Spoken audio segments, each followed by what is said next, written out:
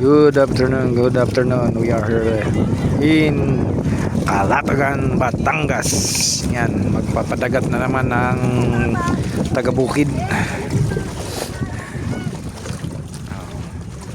Yung mga kasama natin.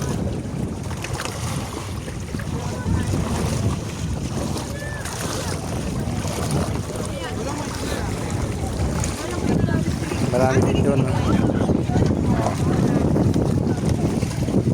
Yan, tayo lang. Ganyan lang. Calatagan, Sandbar, Calatagan. Anong barangay ito dito, pare? Calatagan po. Barangay? Calatagan po. Barangay Calatagan o bayan ng Calatagan? Tapos barangay, walang, basta sentro. Ha?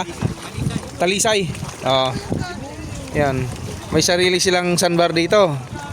Kokonti lang yung floating. Di katulad doon sa Little Boracay. Napakaraming tao. Dito, so ano, kokonti lang pare.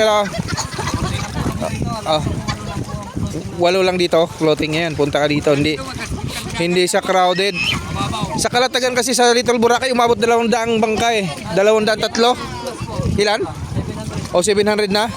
Kasi yung 200 daw, pinakamahina daw yung 200, 300 ka bangka. Oh. Kayo dito walo lang ano. Kaya hindi siya crowded, ganda. Kasi pag andun ka sa gitna, pag-iwanan ka ng bangka mo, hindi mo alam kung bangka anong kulay, mawawala ka eh. Mawawala.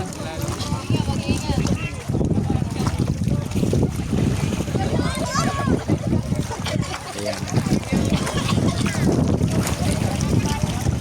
Okay kayo, diba? Ah? Oo. Kaso lang malalim to na, no?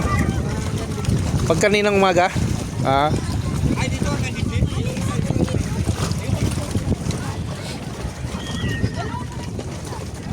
Ayan. Kumusta kayo dyan? Ano, puro lang plano. Mag-swimming naman nang matuloy na.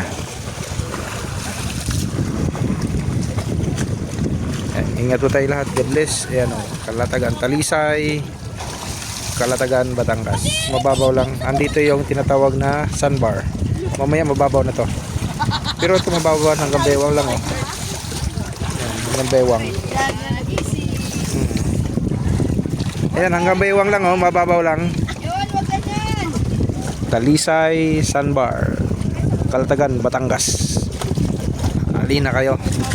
Mas sa tingin ko kunti lang ang may floating cottage dito, 8 daw. Sabi ng kuya, 8. Kaya ali ka na at bisitahin ang Talisay, Calatagan, Batangas.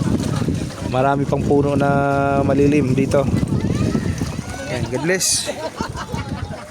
Ingat po tayo lahat at mabuhay.